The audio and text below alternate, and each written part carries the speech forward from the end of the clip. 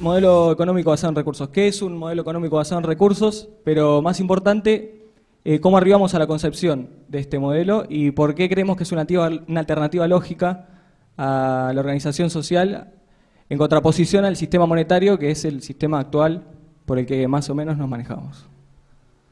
Bueno, la charla se llama Proyecto Tierra y tiene que ver con una propuesta que es pensar de qué manera organizaríamos nuestra sociedad basándonos en el sentido común. ¿Qué quiere decir esto? Básicamente, con preguntas muy básicas, podemos arribar a un modelo económico basado en recursos. Así que lo que van a ver durante toda la charla van a ser una serie de preguntas que seguramente se estén haciendo en este momento y las respuestas consecuentes con su explicación. Bueno, la primera, si tenemos que organizar una sociedad de cero, que es la suposición que planteamos hoy, o sea, un proyecto Tierra, organizar la Tierra desde cero. En principio tenemos que saber cuál es nuestra meta, tener un objetivo a largo plazo, un objetivo final. ¿Para qué? Para tener esa meta y poder lograr pasos pequeños que nos lleven a ese objetivo. Entonces, ¿cuál es nuestra meta como seres humanos? ¿Sí? Olvidándonos un poco del paradigma actual y el resto de las cosas, podemos estar de acuerdo que nuestra meta como especie es sobrevivir. De hecho, creo que es la meta de prácticamente todas las especies que conocemos. Esta es mi definición de sobrevivir, traté de hacerla lo más simple posible y dice, seguir adelante en la vida la mayor cantidad de tiempo posible de la mejor manera posible. Ese es mi entendimiento de lo que es sobrevivir. Entonces, ¿cuáles son las necesidades biológicas básicas del ser humano? Que es en principio lo que tenemos que conocer para empezar desde cero a armar nuestra organización social. Las necesidades biológicas básicas son respirar aire limpio, comer, beber, dormir y tener salud o cuidado médico. Estaría bueno destacar dormir porque no muchas veces se tiene en cuenta y no dormir o la falta de sueño o el insomnio es bastante grave para nuestro cuerpo. Así que dormir es casi tan importante como comer, beber y el resto de las necesidades. Bueno, ya conocemos las necesidades biológicas básicas. ¿Cuáles son las necesidades secundarias del ser humano? ¿Qué es una necesidad secundaria? Es una necesidad que hace a la calidad de vida de las personas, ¿sí? No es un factor que determine nuestra supervivencia, ¿sí? Por ejemplo, si no tenemos refugio, podemos sobrevivir igual, no si nos falta aire limpio o comida. Esa es la diferencia entre las necesidades secundarias y las necesidades biológicas. Entonces, refugio, ropa, educación, energía, transporte, comunicación y ocio. Estas son más o menos algunas de las necesidades secundarias que hoy día tenemos como seres. Entonces, si nuestro objetivo es sobrevivir, conocemos las necesidades biológicas y las secundarias. ¿Cuál es nuestro plan para que nuestro objetivo de supervivencia se pueda lograr? Lo que necesitamos para eso es sostenibilidad máxima. ¿Qué significa esto? Tener en cuenta las necesidades básicas, secundarias de todos los habitantes, protegiendo el medio ambiente y eliminando cualquier cosa que pueda dañarnos a largo plazo. Bueno, ahí pueden ver un diagrama de Venn bastante básico, donde explica que si una medida o una decisión que vamos a tomar como sociedad tiene un enfoque social y económico, tiene que ser equitativa, ¿sí? Tiene que ser para todos. Si una medida económica, quiero explicar que económico no tiene que ver con plata, ¿sí? Económico con economizar los recursos. Economizar quiere decir producir la mayor cantidad de cosas con el menor costo posible. Entonces, si una medida va a ser económica y ecológica, tiene que ser viable, o sea, posible, ¿sí? Puede ser extremadamente ecológico llenar el planeta de árboles, desconozco si es posible, y ese es el tipo de cosas que hay que analizar. Si una medida es social y ecológica, tiene que ser soportable, y si logramos que sea soportable, viable y equitativo, podemos llegar al concepto de una medida sostenible, o una civilización sostenible. Este sería nuestro enfoque para comenzar a armar este proyecto Tierra. Entonces, ¿qué método? Ya sabemos qué hay que hacer, ¿con qué método lo hacemos? Bueno, pasamos a revisar cuáles son los métodos posibles que nos ofrece la historia para organizar nuestra sociedad. La política, que es el método actual. ¿Qué nos ofrecen los políticos en cuanto a soluciones técnicas de las que dependa nuestra supervivencia, pura y exclusivamente? Y la respuesta es, y lamentablemente, nada. ¿Por qué? Porque lo que necesitamos son soluciones técnicas, ¿sí? Y yo propongo preguntarle a cualquier político cómo hacemos para alimentar a tanta cantidad de población con estos recursos, de qué manera los producimos y los administramos. Yo dudo que tenga esa respuesta. ¿Por qué? No es culpa de él. Su entrenamiento está en leyes, ¿sí? No en solucionar problemas técnicos. Religión, que es un poco más antigua. En su momento la religión cumplía una función muy similar a la política. Bueno, obviamente no tienen ningún conocimiento técnico, no pueden solucionar ningún problema, salvo cuestiones burocráticas y etcétera. Entonces pasamos a la ciencia. La ciencia, como sabemos, ofrece soluciones técnicas para prácticamente todos los problemas que podemos llegar a encontrarnos en el diseño de esta nueva sociedad que estamos pensando ahora. Entonces, supongamos que nos quedamos con la ciencia de las tres, ya que es la que por ahora más nos convence.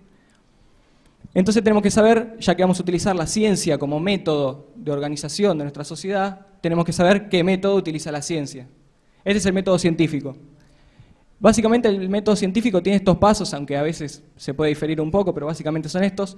La observación, observar un hecho X, nada más que eso. La inducción es plantear la duda acerca de ese hecho. Es decir, yo veo que llueve. ¿Por qué llueve? Esa es la inducción. La hipótesis es un planteamiento de una posible respuesta a la inducción que tuve anteriormente. Es decir, ¿por qué llueve? Y me parece que hay un Dios que está llorando y nos cae lluvia en la cabeza. Esa sería una hipótesis. Después viene la experimentación. Tengo que poner a prueba esa hipótesis. Sí, tiene que ser falsable. Es decir, se tiene que poder poner a prueba esa hipótesis. La pongo a prueba y digo, no, realmente no tengo forma de probar si hay un Dios que llora y nos cae agua, así que esa hipótesis está descartada porque no es falsable. ¿Sí? Espero que esto se entienda. Entonces pasamos a plantear otra hipótesis. ¿Sí? El proceso vuelve a comenzar. Se plantea otra hipótesis, etcétera, hasta que la experimentación resulta efectiva.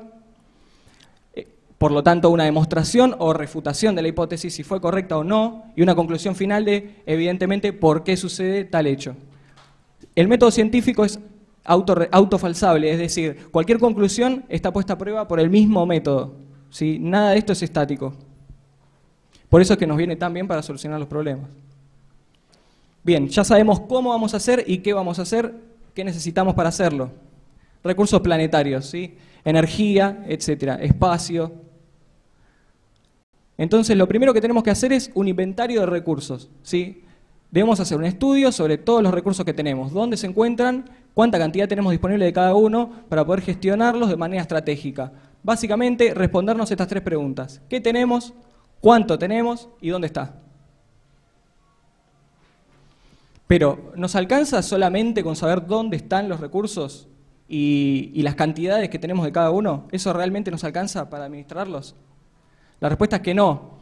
Lo que necesitamos es un sistema de monitorización y gestión de los recursos. Debemos gestionar las tasas de utilización y monitorizar las tasas de regeneración de los recursos. ¿Qué quiere decir esto? Que yo no puedo, por ejemplo, talar árboles más rápido de lo que crecen o de lo que tardo en plantarlos, y etcétera, ¿sí? Eso nos haría eventualmente caer en un déficit de ese recurso, que es lo que está pasando actualmente con los combustibles fósiles, por ejemplo. O sea que tenemos que conocer las tasas de regeneración, no solamente dónde está, qué tenemos y cuánto, sino a qué nivel se regenera, a qué nivel podemos consumirlo, por lo tanto. Sí, eso es un dato bastante importante para poder gestionar los recursos. Con esto llegamos a un sistema de equilibrio dinámico. ¿Qué quiere decir esto? El uso estratégico de los recursos, teniendo en cuenta la monitorización y gestión de los mismos. Ya sabemos qué hay, dónde está, cuánto tenemos, a qué tasa se regenera. Perfecto, ahora los podemos manejar. Lo que tenemos que lograr es este equilibrio dinámico, ¿sí? Utilizarlos de manera estratégica, no despilfarrar recursos, no utilizar recursos en algo que puedan servir para otra cosa. Por ejemplo, el oro, que actualmente se utiliza para joyas y etcétera, y tiene muchas propiedades que van más allá de lo estético, como la superconducción de electricidad, que se puede utilizar en el espacio y no se oxida, etcétera. Entonces, esas son cosas que deberíamos replantearnos como sociedad y decir, ¿es correcto que utilicemos el oro en joyas con las propiedades que tiene y tan importantes a nivel, por ejemplo, en este caso espacial? A eso va el equilibrio dinámico. Con esto concluimos en un sistema de administración de recursos global, ¿sí? Que es el equilibrio dinámico de los recursos más el inventario de los mismos. Este sería nuestro primer sistema global dentro de este proyecto, de decir, bueno, ya sabemos con qué recursos vamos a abastecer nuestra sociedad y de qué manera. Entonces, ¿cuál es el medio para producir y gestionar estos recursos si queremos abastecer a toda la humanidad? ¿Qué medio vamos a utilizar? La tecnología. ¿Por qué? La tecnología es el conjunto de conocimientos técnicos ordenados científicamente que permiten diseñar y crear bienes y servicios que facilitan la adaptación al medio ambiente y satisfacer tanto las necesidades esenciales como los deseos de las personas. Esta es mi definición de lo que es la tecnología actualmente. Sí, una aclaración. Tecnología es todo. ¿Sí? No me refiero a tecnología a robots, computadoras, etcétera. Eso es tecnología moderna avanzada. Tecnología es todo, desde un martillo, una jeringa, un iPhone, etcétera. Ahora sí vamos al tema puntual, que es la tecnología moderna avanzada. Tenemos computadoras y maquinarias actualmente. Las computadoras utilizan energía y funcionan con software, de manera automatizada. ¿Sí? Yo le programo tal función en el software la hace, no le importa, no se cansa, simplemente la hace. Por lo tanto, requiere un mínimo mantenimiento, porque generalmente no hacen operaciones mecánicas, ¿sí? Las computadoras. A diferencia de las maquinarias que utilizan energía y funcionan a base de labor humana y requieren mucho más mantenimiento por este motivo, porque hacen esfuerzo mecánico, por lo tanto se desgastan, etc. Entonces, ¿cuál es el factor común entre estos dos tipos de tecnología que podemos utilizar como medio de garantizar todos los recursos para todos? ¿Cuál es el factor común? La energía, ¿sí? Ambas utilizan energía, sin energía no podemos hacer nada tecnológicamente hablando. Entonces, ¿cuál es el factor variable de estos tipos de tecnologías? El trabajo humano y el software, ¿sí? Las maquinarias funcionan con trabajo humano, el software funciona con código de programación, simplemente lo realiza, no le interesa. Entonces, ¿podemos fusionar las computadoras con las máquinas? ¿Es posible? Si es posible, me parece que lo tendríamos que hacer. Estamos buscando la mejor manera de abastecernos. Si tenemos algo que es posible y con tantas ventajas, deberíamos hacerlo. Ahí caemos en lo que es la automatización industrial, que es el uso de sistemas o elementos computarizados y electromecánicos para controlar maquinarias o procesos industriales, sustituyendo a operadores humanos. La automatización sería máquina más software y nos daría automatización. ¿Sí? Como ven ahí, un aparato mecánico que funciona con un software que le dice qué trabajo tiene que hacer y el aparato simplemente lo hace. No se cansa, no tiene que dormir, es decir, es mucho más eficiente y preciso que una persona. Por lo tanto, ¿por qué no vamos a utilizar máquinas? Yo no veo ningún porqué negativo. Y esto deviene en un fenómeno actual que se llama desempleo tecnológico. El desempleo tecnológico es la continua sustitución de trabajadores por maquinarias automatizadas, que reemplazan el trabajo, en la mayoría de los casos, exclusivamente. O sea, el trabajador queda obsoleto al lado de la máquina produciendo o haciendo la tarea que él estaba haciendo. Por lo general esto sucede en trabajos repetitivos, ¿sí? Mover una cosa de un lado a otro, etcétera, donde un robot es mucho más preciso, lo puede hacer mucho más rápido y no se cansa, etcétera, requiere menos mantenimiento, o sea, es mucho más óptimo. Y esto nos lleva a hacer una pequeña reseña en lo que es la ocupación mundial en esto del desempleo tecnológico, que es que hace muchos años y los primeros trabajos se dedicaban al sector agropecuario. ¿Qué quiere decir esto? Extraer recursos y distribuirlos, nada más. El 80% de la ocupación mundial se dedicaba a eso. Con la revolución industrial pasamos a dedicarnos al sector de producción. Por lo tanto, toda esa población que trabajaba en sector agropecuario, etcétera, pasó a producir bienes. Aún así, se mantuvo la producción del sector agropecuario, aun cuando la gente se movió prácticamente toda o un gran porcentaje al sector de producción industrial, aún se mantuvo el nivel de producción agropecuario. ¿Por qué fue esto? Por la automatización, que permitió que se mantenga el nivel de producción con menos trabajadores. Y actualmente lo que pasa es que se está moviendo del sector industrial al sector de servicios. ¿Sí? Ya cada vez hay más industrias que están automatizando. El ejemplo de Toyota es uno de los más clásicos, el toyotismo, que es la automatización justamente. Entonces, aún con el 70% de la población en crecimiento, desde que la ocupación era agropecuaria a hoy, no tenemos ni déficit de recursos agropecuarios, ni déficit de producción industrial. Sin embargo, tenemos al 80% de la gente trabajando en servicios. ¿Cómo es esto posible? Porque hay máquinas que están haciendo el trabajo, mucho mejor y mucho más rápido. Por cierto, ya se están automatizando los servicios, así que no creo que falte mucho tiempo para que no sé dónde se va a mover toda la ocupación poblacional, porque ya tenemos cajeros automáticos, deliveries automáticos, etcétera. Así que cuando se automaticen los servicios al 100%, no sé de qué se va a ocupar la población actual. El sistema de producción. El proceso de producción debe ser lo más optimizado posible para poder garantizar nuestra sostenibilidad máxima. Tenemos que optimizar todos los procesos de producción. Para eso tenemos que tener una estrategia de producción, que consiste en 3 pasos básicos: conservación estratégica, seguridad estratégica y eficiencia estratégica. Conservación estratégica, conservar de manera estratégica los recursos planetarios limitados, como recién hablábamos del oro, y muchos recursos planetarios que son extremadamente limitados y tenemos que conservarlos y decir, bueno, utilicémoslos en la medida en que sea posible. Esto tiene que ver con el sistema de gestión y monitorización.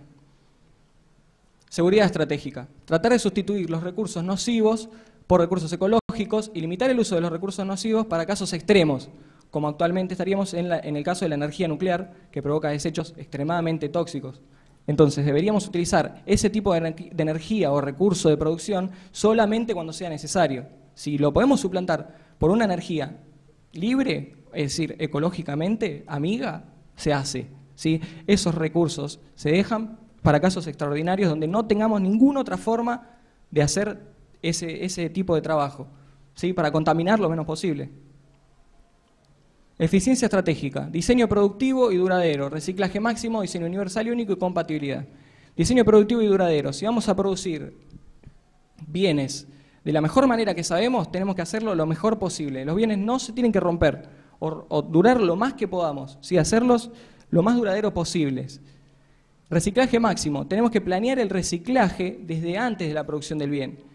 No después de que se produce, decir, ¿cómo lo reciclamos ahora? ¿Sí? Eso sería atacar la consecuencia y no la causa. Nosotros de antemano tenemos que ver de qué manera lo podemos fabricar para que sea más fácil de reciclar en caso de que se vuelva obsoleto. Eso es lo que tendríamos que hacer para que nuestra producción sea óptima. Los diseños de los bienes deberían ser universales y únicos. No tiene ningún sentido tener 30 celulares con 30 cargadores distintos, 30 millones de puertos distintos, USB, mini, USB, etcétera. Si podemos hacer uno que funcione de la mejor manera posible y utilizarlo de manera universal, no tiene mucho sentido y eso es lo que estamos haciendo ahora. Compatibilidad, justamente esto, que los componentes sean compatibles entre sí y no solo entre tecnologías pares, es decir, no solo un componente de un celular con otro de otro celular, sino si es posible lograrlo, que los componentes de un celular sean compatibles con una televisión, con el resto de las tecnologías. Si eso es posible, deberíamos apuntar a hacerlo. Esto nos lleva a nuestro segundo sistema global, que es el sistema global de administración de producción. La conservación, seguridad y eficiencia estratégica son datos técnicos y objetivos, fácilmente programables en un ordenador moderno. Es decir, le podemos decir al ordenador cómo queremos que haga las cosas, el ordenador se lo pasa a la maquinaria lo hace. No preguntan por qué, ni nada por el estilo. ¿Cómo distribuimos todos estos bienes? Ya los producimos de la mejor manera que sabemos, utilizando los recursos que monitorizamos, etc. ¿Cómo los distribuimos? De nuevo la palabra estrategia, ¿sí? Necesitamos una distribución estratégica. Básicamente dos estrategias, la estrategia de proximidad y el acceso estratégico que podemos llamar demanda. ¿Qué es la estrategia de proximidad? La matemática nos demostró que la menor distancia entre dos puntos es una línea recta, por lo tanto esto lo tenemos que tener en cuenta siempre a la hora de administrar recursos, ¿sí? Si tenemos un recurso que está más cerca del lugar donde tiene que llegar, tenemos que aprovechar eso, tratar de no trasladar recursos de manera innecesaria porque estaríamos derrochando recursos y energía y etcétera. Así que esta es la primera estrategia que tenemos que tener si queremos repartir los recursos de manera equitativa. Bueno, y otra es el acceso estratégico que vamos a llamar demanda, y acá entramos en un conflicto con el sistema actual, que es la necesidad de un bien o la necesidad de uso de ese bien. ¿Sí? ¿Ustedes qué creen que es lo que realmente necesitamos al momento de adquirir un bien? Es decir, ¿compramos cafeteras para no hacer café? ¿Compramos autos para no movilizarnos? Evidentemente no. Lo que hacemos es adquirir un bien y tener la propiedad del bien porque lo que necesitamos es el uso del bien. Si nosotros tuviéramos el uso, no tenemos necesidad de tener la propiedad.